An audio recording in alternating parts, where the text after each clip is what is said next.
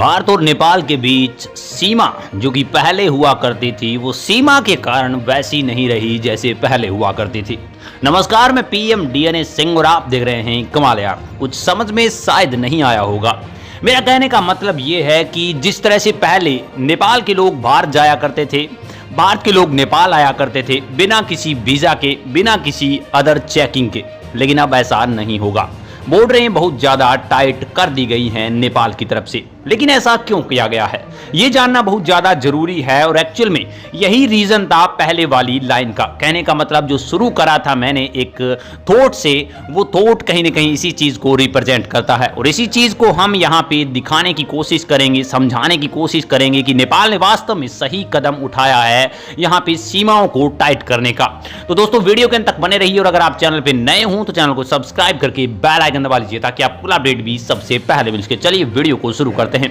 दोस्तों, सदियों से जो सीमाएं हमेशा से कहीं न कहीं खुली थी, सदियों से जो मैत्रीपूर्ण रिश्ता था, क्या उसमें अब दरार आ जाएगा? लोगों का ये मानना है। मैं कहूं कि बिल्कुल नहीं। अब आपको पासपोर्ट लेकर ही जाना पड़ेगा, आपको वीजा अप्लाई करना ही पड़ेगा, यानी कि चंद दिनों में ऐसा हो सकता है। इसका रीजन ये है कि बहुत से अनलीगल काम चल रहे हैं और इन लीगल कामों पर फिर भी यहाँ पे बैन लगाया जा सकता है। लेकिन पिछले दिनों जो हुआ वो कोई नहीं बुला सकता। एक लड़की पाकिस्तान की, एक लड़का जो कि भारत का, एक दूसरे के प्रेम में पड़ जाते हैं एक पबजी गेम के जरिए, और ये लड़की बार बार मिलने आती है नेपाल के अंदर। और एटलीस्ट फाइनली ऐसा होता है कि लड़की पाकिस्तान से दुबई का वीजा लगाती है जो कि आसान है, और वहां से वो नेपाल आती है और मुझे पता होता है कि नेपाल से भारत आना बहुत ज्यादा आसान है और वहां पर वीजा की भी कोई जरूरत नहीं होती। और इस चीज का वो फायदा उठाती है और भारत के अंदर आ जाती है अनलीगल तरीके से, और उसके बाद उसकी शादी हो जाती है। आपको पता ही होगा कि सीमा हैदर और सचिन के बीच का जो बवाल है वो भारत के अंदर बहुत तेजी से वायरल हो रहा है।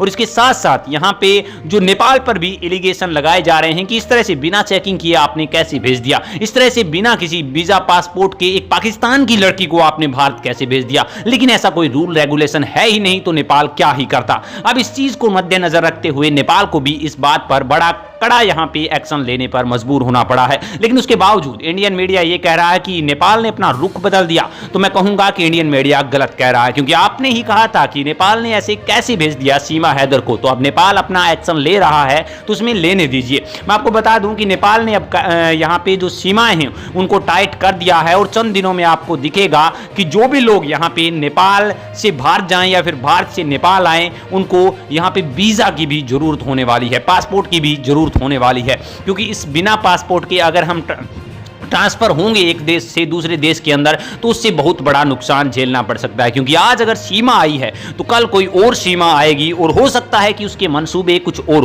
हो सकता है कि वो टेररिस्ट के तौर पर आए, हो सकता है कि वो यहाँ पे घातक सिद्ध हो जाए। और फिर यहाँ पे इंडियन मीडिया जरूर एलिगेट करेगी नेपाल को कि इस तरह से कैसे आने दिया नेपाल ने। लेकिन उससे पहले ही नेपाल ने बहुत बड़ा कदम उठाया है। मैं आपको बता दूं कि यहाँ पे 1850 किलोमीटर लंबी भारत के साथ सीमा लगती है, जो कि बहुत बड़ी यहां पे एरिया हो जाता है। और यहां से कैसे भी निकला जा सकता है, आसानी से बाय बॉर्डर निकला जा सकता है। ये सबसे बड़ी बात है, क्योंकि अगर हम अनलीगल तरीके से आए बिना बॉर्डर के, तो वहां पर आपको आर्मी के जवान देखने को मिल सकते हैं, वहां पर आप पकड़े भी जा सकते हैं। लेकिन ऐसा कुछ करना ही नहीं है। आपको आसानी से बॉर्डर पर आना है, आपको अपनी आईडी दिखानी है। और आईडी हमें पता है कि नेपाल की आईडी बन सकती है, भारत की आईडी भी बन सकती है, अनलीगल आईडी, जो कि बिल्कुल भी यहां पे शक की बात नहीं है। लेकिन वीजा या पासपोर्ट ऐसे नहीं लगता, उसमें चेकिंग होती है, उसमें स्कैन होता है। और जैसे ही आप अनलीगल आईडी का कॉपी करवाते हैं तो वहां पे बॉर्डर पे अभी तक कोई चेकिंग नहीं होती। वो सिर्फ और सिर्फ फोटो देखते हैं, फोटो मैच कर रहा है